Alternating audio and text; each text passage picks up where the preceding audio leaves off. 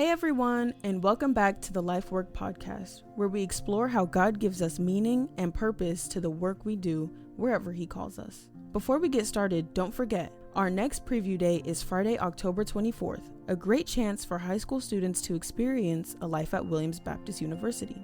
And we'll be at the Arkansas Baptist State Convention on October 21st and 22nd. Stop by the WBU booth to meet Dr. Stan Norman and our faculty and staff. We'd love to say hello. Today, we're excited to welcome Luke Colley back to the podcast for part 2 of our conversation. If you missed last week's episode, be sure to go back and listen to hear how Luke shared his stories about growing up in a hardworking family, the lessons he learned, and how his faith shaped his understanding of work. In this episode, we will continue the conversation as Luke reflects on his journey and what it means to pursue your calling wherever God places you. Let's jump into part 2 of our conversation with Luke Colley on the Life Work Podcast. Welcome to the Life Work Podcast. We are again joined by Luke Colley. We started a conversation in our last episode about the Colley journey and how that life story weaves with God's work, God's call, and your work and how you are living in that call. So when we last were discussing this, we left it at you came to Williams and you came to prepare for Christian ministry and some kind of full-time vocational ministry experience, and you were a Christian ministries major? Yep, that's right. And then you graduated. I did. Where did we go from there? So from there, I did spend time in full-time vocational ministry up until about 2004. Okay, so 2 years-ish. For about 2 years. Finished up with a church in Little Rock, and after that, I haven't been back to full-time vocational ministry as you would think in the church context. So there was a pivot away, pivot towards. So as to the degree you're comfortable and would want to share, what caused the pivot away from that work expression into another work expression?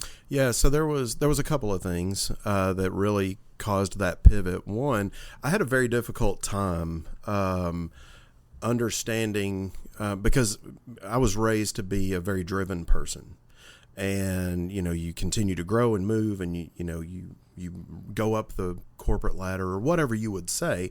You always try to do better, and so I had a difficult time kind of bringing together the idea of serving in a local church and at what point do I go to the next church? You see what I mean? Right. So it was really career difficult. Advancement kind of thing. It was very much career advancement, and to me it seemed dirty, and so that was one piece of it where I just couldn't figure out that side. And I said, you know what? So I don't know that maybe vocational ministry is for me. I never left doing ministry, by the way. Always served in a local church, whatever, teaching or whatever. I want to put a pin into that. Sure. Come back to that in a moment. Sure. I figured you would. But so there was that side of it. And then there was another side. There was a voice, because I was doing youth ministry at the time, and I'm, in my 20s and not married and all of this kind of stuff. There was a voice coming at me from someone I know very well who just kept saying, when are you going to get a real job? When are you going to get a real job? When are you going to get a real job? And so at some point between the attempt to reconcile, career pathing, if you will, and what it means to actually serve, and is this where God has me and all this kind of stuff, to the when are you going to get a real job stuff, I was just like, you know what, forget it. I'm out. So I left. Wow. And took a job in New Hampshire working for an office product sales company. So I did outside sales where I would go office to office, business to business, trying to sell paper and pens and office furniture and all kinds of stuff. And that was a whole thing. How long did you do that? I only did that for just a few months. Yeah. And then I came back to Arkansas ultimately to get married because Jessica and I were still talking, through the time and all of this. And so came back and needed a job, obviously. So I'm looking in the newspaper when you still did that, looking in the newspaper to see who was hiring, and there was a bank that was hiring for a teller, and I was like, well, in Fayetteville. And so I applied ended up getting a job. Actually was living in Clarksville with my parents and commuting to Fayetteville to do this teller job before Jessica and I got married. So it's kind of funky. Wow. Yeah. That's quite a commute. It was quite a commute, but she was worth it. And more than worth it, actually. And so it actually set me out on a really good career path. In banking? In banking, yep. I did banking for 19 years. How long were you on the teller line? Exclusively for about a year or so, and then I started learning how to do new accounts and became kind of a personal banker. After that, moved up to branch administrator, where I oversaw 8 branches, all the teller operations, new accounts activities, all of that, and before transitioning to the loan side. How long were you in banking? 19 years, a little over 19 years. And as you are living that life, did you ever wrestle with or think through or process that earlier call of God for ministry with the work you were doing in banking? And how did that look? What did that look like? Yeah, so that's a really, really good question. So there's always been that idea, right, of if I was called to this, does God uncall? Right? Wow. Or did I miss something? Yeah. Did I overthink something? Was I wrong?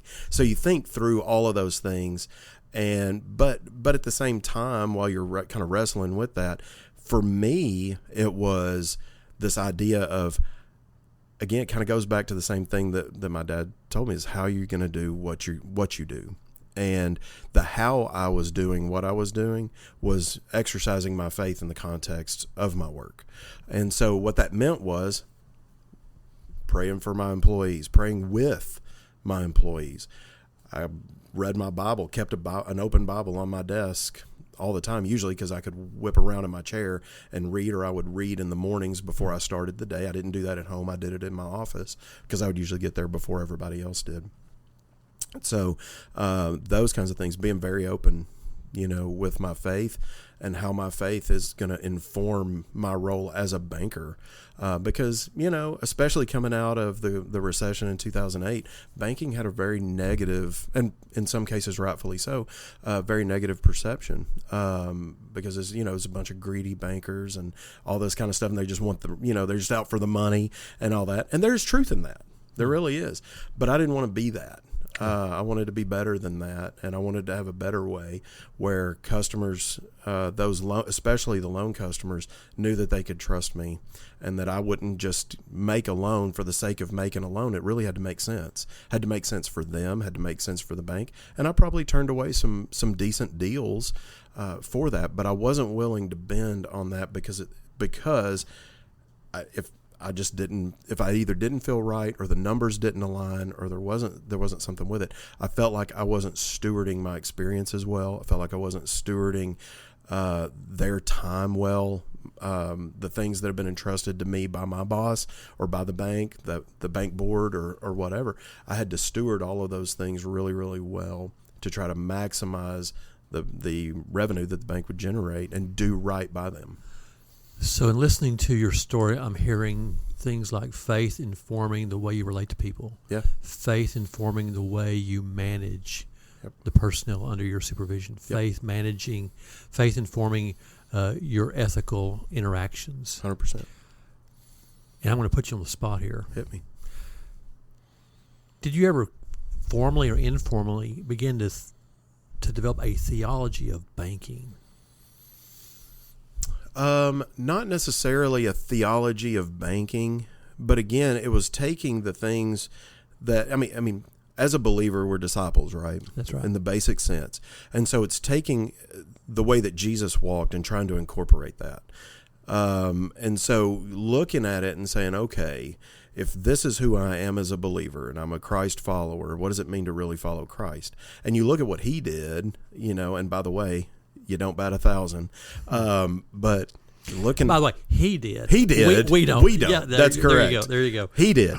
But you look at the way he walked, and then even taking on the sense of his early age, and his before his revealed ministry, in which he was acting as a carpenter, and you think about, okay, you have God in the flesh, who is who is working as a carpenter alongside his dad, most likely, and taking on this kind of an idea and thinking about, well, how would the Son of God act? How would the Son of God do these things, right? And really taking a step back between that and what we see out of him, out of his earthly ministry, and saying, okay, how did he relate to people? And I always took if you want to talk about a philosophy, I guess maybe in banking, especially on the loan side, you always want to go after the big deals because those are the attractive things. I mean, is it more attractive to say I gave a $5,000 loan to somebody or I gave a $5 million loan to somebody? It's more attractive to say the $5 million. But the bigger impacts a lot of times are made to those with the $5,000. Yeah. And so I never wanted to overlook those smaller deals. In fact, I built a career on smaller deals, and I generated a lot of them, a lot of loans, had large portfolios and a lot of customers. It was great. And I think my customers also respected that from me, that I wasn't just chasing the big deals, but if they had something, or if it was a smaller request, somebody wanting to start a business, or whatever, then, you give them the same amount of time that you do the big executive who's wanting the $5 million development deal or whatever it might be. And so it was really trying to just see how did Jesus live and incorporate how Jesus lived into how I live, just basically as a disciple. So a moment ago, I referenced a statement you made and said, I want to put a pin in that and come back to it. Okay, yeah. We're going back to it. And I don't want to put words in your mouth, so what I'm about to say, feel free to refine and correct. But there was that moment early on in your adult life when, if I heard you correctly and remember correctly, you left ministry and started career. Yep. The approach that we're taking here on Life Work and here at Williams is that there is a real sense in which all good work, all meaningful work is ministry, that work is ministry, ministry is work. Was there ever a moment in the banking part of your life in which you returned back to that call to ministry but began to view your current work in banking as being reflective and obedient to that earlier call? Absolutely. Yeah. I mean, and that's what I was talking about with the discipleship piece, because I almost, in a lot of ways, acted as a pastor for my employees. Yeah. Whether they were believers or unbelievers. Yeah. In one instance, when I was serving as market president for a bank in Rogers, all of the employees, every one of them at one time or another, found their way into my office, bearing their souls over something, just in tears. I always made the joke, everybody comes to my office to cry. But they did. And because they knew out of me that I would pray for them, they knew that I would share scripture with them, try to, speak into them some kind of wisdom if I had any. Obviously it would have come from scripture, but yeah, it was very much that kind of a pastoral role. I mean, I was sharing my faith actively with my employees, was able to actually, one of them I was actually able to baptize, which was super cool. And we still communicate today. He's doing great. And so, you have kind of that experience side of it where through your work or in your work while you're doing what you're doing, you look at it and you go, yeah, this really is ministry. Yeah. So when I use the term vocational ministry, that's what I was thinking, on the church side, but yet there is ministry in vocation. That's right. And so it just kind of goes back to, because you don't compartmentalize your faith, right? You're either a follower, you're either a follower or you're not. Yeah. That's how it should be. And so, for me, that was really on the banking side, how I think God began to say, yeah, maybe you're not in quote unquote vocational ministry, but I've still got you here for a purpose. And your purpose and what you're doing is still to be a disciple, still to be an image bearer of God, and still to share the gospel. Do all of those things through the context of your work. Years ago, I can't remember how long, there was a auto manufacturing company that came up with a marketing tagline. And I don't think it was original with them. Certainly, I think the idea is biblical. What we make makes us. Mm-hmm.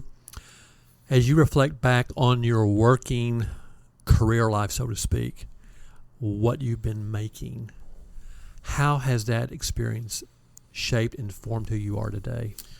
Yeah, that's a really, really great question. And it's true, by the way. It is. You know, what you make makes you, and whether you make a widget or you don't, or, you know, whatever, all of the experiences that you have kind of carve you into the person that you are. And I think back from the time when I was a kid, and the things that I was taught, working shoulder to shoulder with my dad, or you know, working in the grocery store, in the peach orchard, or whatever.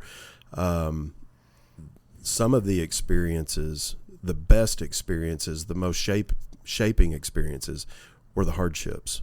I was never fired from a job, thankfully, but some of those jobs and some of those experiences were very, very difficult, through, you know, losses or losses of employees, some devastating things that go on just as a part of life.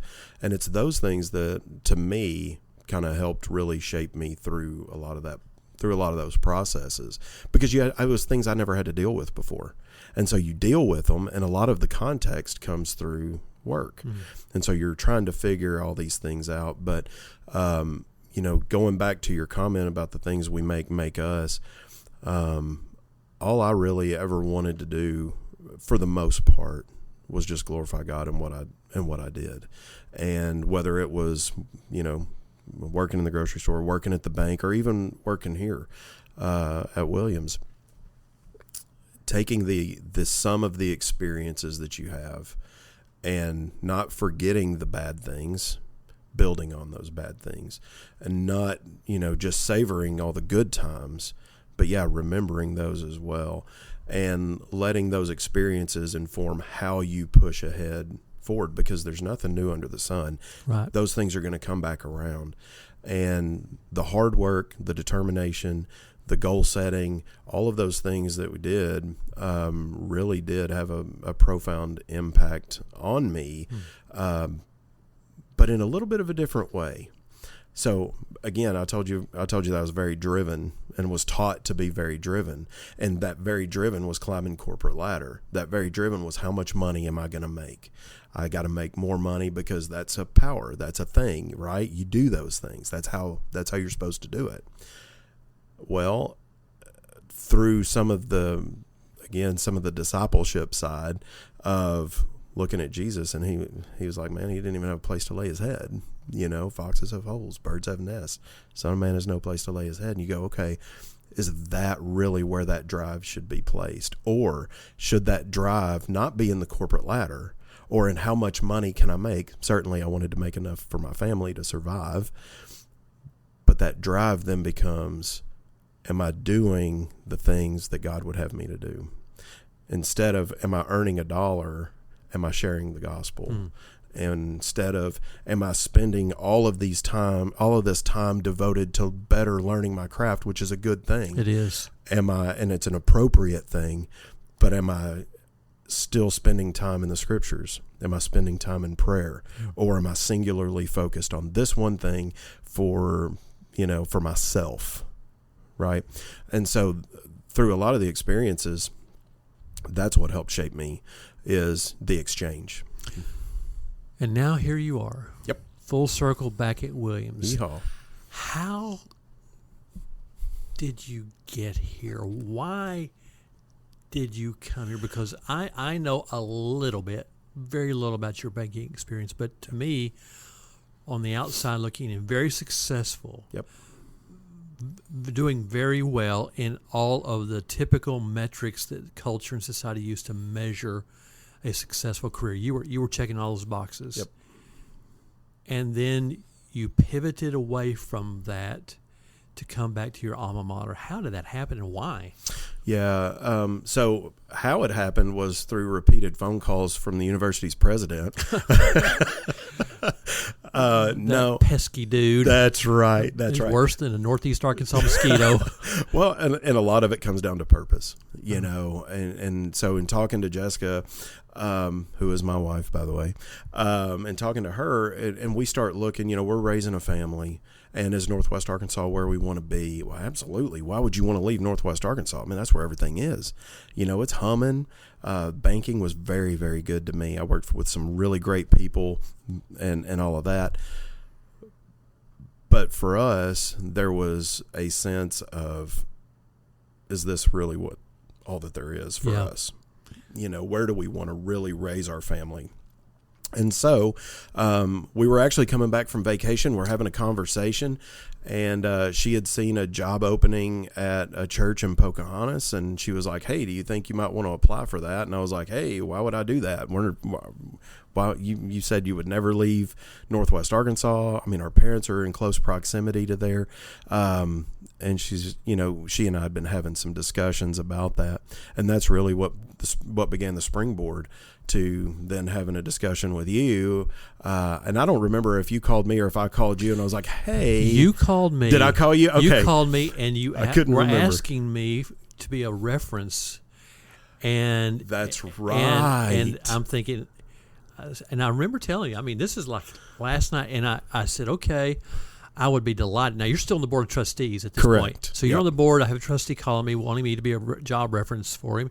And I remember telling you, I can be a character reference for you. Mm-hmm. I know nothing about banking, so on the work side of this, the career side of this, I really have very little to offer. And you said what? Do you remember? I don't, actually. You said, well, this isn't for a bank. I'm looking at possibly getting back into local church ministry. So it was for that same. And you told me about the church. Job. Yeah. And I said, yeah. Well, have you ever considered a calling into the ministry of Christian higher education? That I remember. Long pause. And you said, no, I really haven't. I said, are you open to having an exploratory conversation with me? Another long pause. And you said, I guess so. Yeah. So that part I remember. And so, yeah, through those discussions, and you really did a great job of explaining how Christian higher education is a ministry in and of itself. It is. And for our family, it was a good time. I mean, I was burning the candle at both ends, and missing a lot of things with my family. And so we start looking at it and saying, okay, maybe a little bit of a slower pace would be good. Now, that hasn't really happened. It hasn't really borne out, but it's great when to live on campus, and there's no place like Williams. I will just say that, and it's different than when I was a student, but it's still the same. Yeah. And there's just no place like being here, and so wanting to come over and try to make an impact in a place that was very, very foundational for me just seemed like an awesome task. And as we started walking through the process, just really feel like God leading us this direction. And so that's kind of how we got here, and taking on a big pivot job that we've never, that job that I've never done before and didn't pretend to know how to do. But the university's been very gracious. And so now you're roughly 2 years into this? In my third academic year, this is 2 years in, third academic year. Had a little time once you, by the way, for our listeners, this man pounded out an MBA in almost record time. So 12 months. He is still living the work hard, work long, work deeply, even in his time here. Now you're here, 2 years in. The things we make us. Mm-hmm. What is God doing in your life now at Williams in your work here that is shaping who you are?